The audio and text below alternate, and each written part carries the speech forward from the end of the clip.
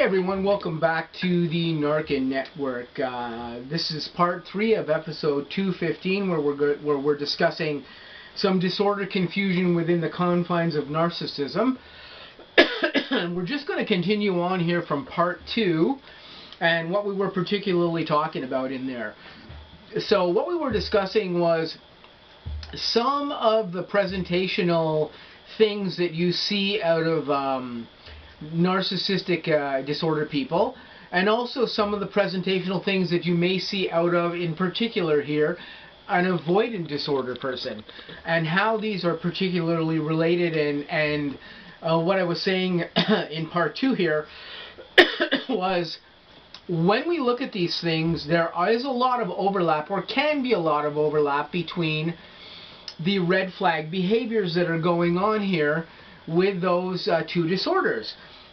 But one of the things I've been noticing is that you are seeing some psychological experts on YouTube and on the internet and stuff talking about people who have avoidant disorder, and I mean avoidant disorder in a wide spectrum of different forms here, and the factor that they have avoidant disorder. Yet, when we look at the examples that these psychologists are presenting, or that they're presenting of some of their patients, or whoever it is that they're actually particularly talking about, we can see that these particular behaviors that they're presenting, or red flags that they're presenting of this person, are clearly the red flags of a person who has narcissistic personality disorder.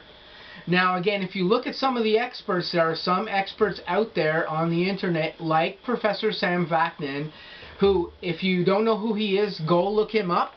He has a great many videos on not only narcissistic disorder, because that is his specialty, but also on avoidant personality disorder. And in those videos, he talks about how the two are interrelated.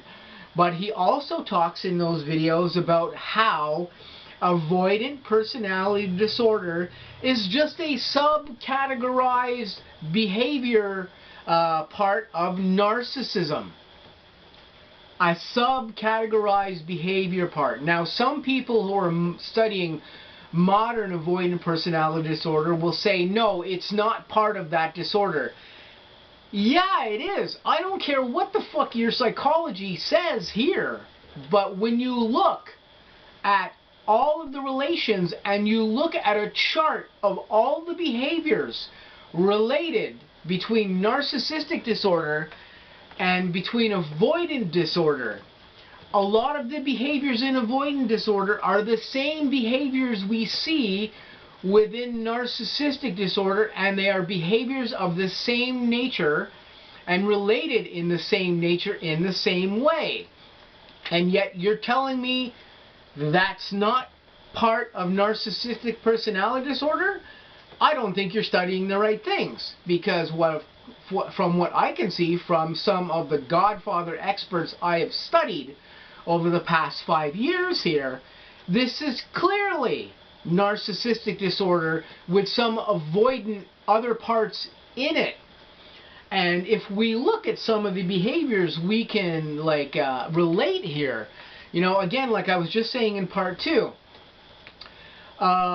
if we look at the behavior of narcissists when they come in and they deal with you, and there's interaction between you and that narcissist, and you go through a period where they're love bombing you, or they're interrelating, they're trying to get to know you, there's a whole, like what we do in a love relationship in the beginning, if it's normal. But of course, when we see narcissists doing this, it's not particularly normal.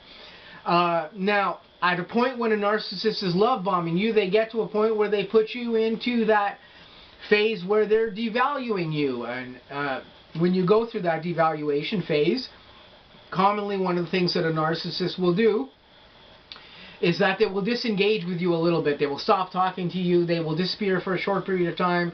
They will not interact with you in social media or on the phone. They will not interact with you in person.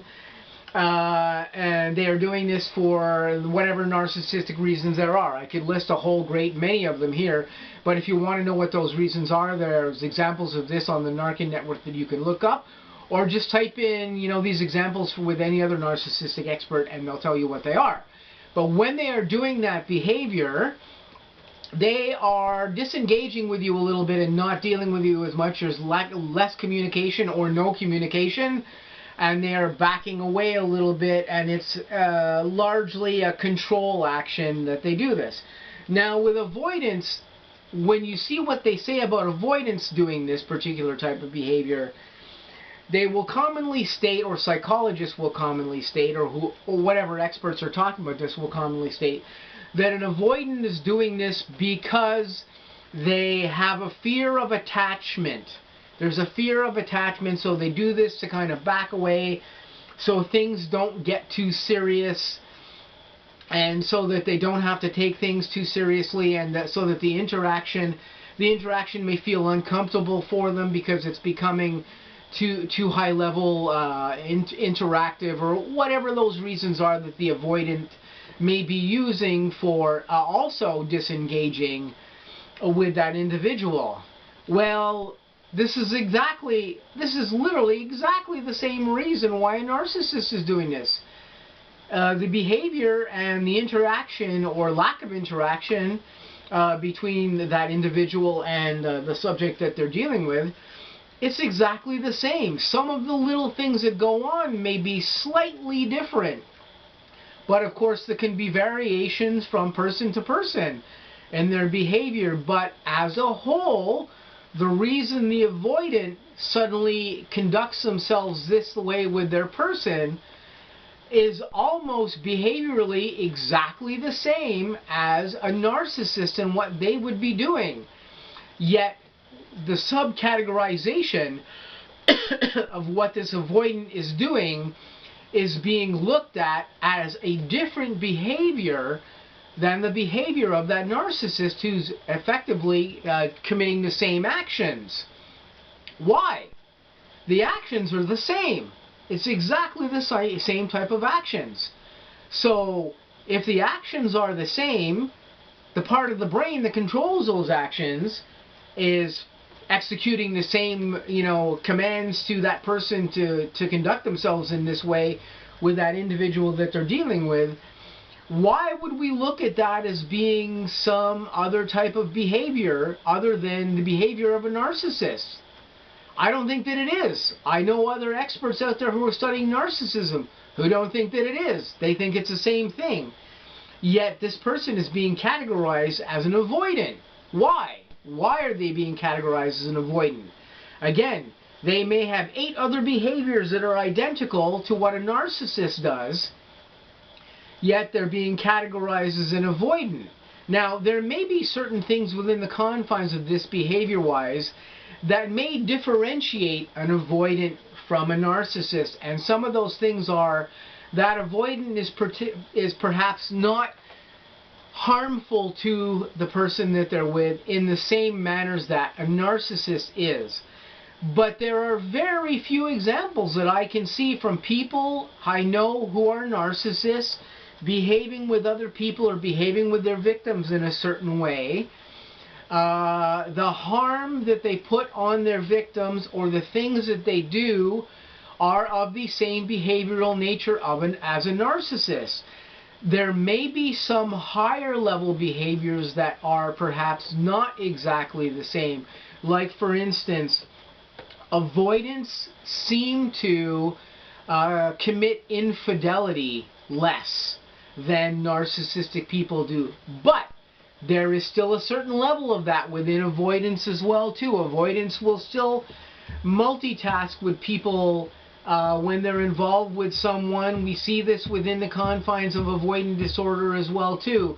So you could subclassify an avoidant by the factor that they may not commit those things on other people. They may not be multitasking with other individuals while they are involved with somebody romantically.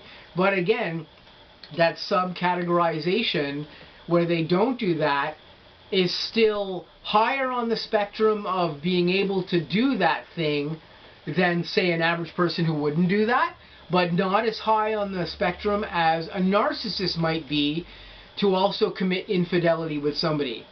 Again, let's take, for example, the narcissist infidelity rate when they're being a narcissist with somebody might be 95%. the avoidance infidelity level with committing that type of thing against somebody might be 60%, 65%. You know, that's only a difference of 25 to 30% as opposed to a narcissist. Does that make that avoidant not a narcissist because they do this less? I don't think so. I don't think that any other psychological professional will tell you this either. And I think if they do, they're telling you something that perhaps isn't really accurate here. Again, when we compare these things, these are the things that we see that I think some psychology people are using to take the avoidant out of the spectrum of being a narcissist. But I don't think that that's what's really going on here. I think that there is a dumbing down of the effects of narcissism amongst certain psychology people out there, and that if we look back at the history of narcissism and at the experts who wrote the books on narcissism and who really see all the things in the confines of narcissistic personality disorder and can relate these things, a great many which of our experts who have been experts in this field for decades now, we can see that an avoidant person, if they are diagnosed as being an avoidant, I think this is just a narcissist with another name tag on that. I think this is what is exactly going on.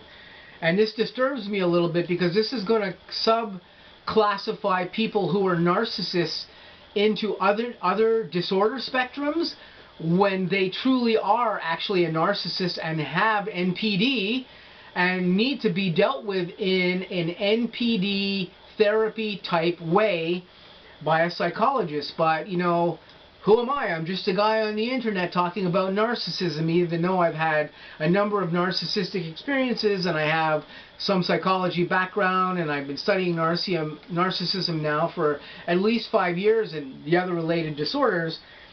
What do I know? This is just my view, but my view is shared by some other professionals that have been out there and been studying narcissism for decades. But this is just my opinion, and this is what I wanted to talk to you guys about in episode 215 here. Some of the things I'm seeing and how I find this somewhat disturbing. So this has been episode 215 part 3. Going to say to you guys, please stay tuned. I got lots of content coming up on the N.A.R.C.N network and on the Unmasking the Narcissist channel. I hope you guys have a great day, and I'll catch you really soon in some other videos.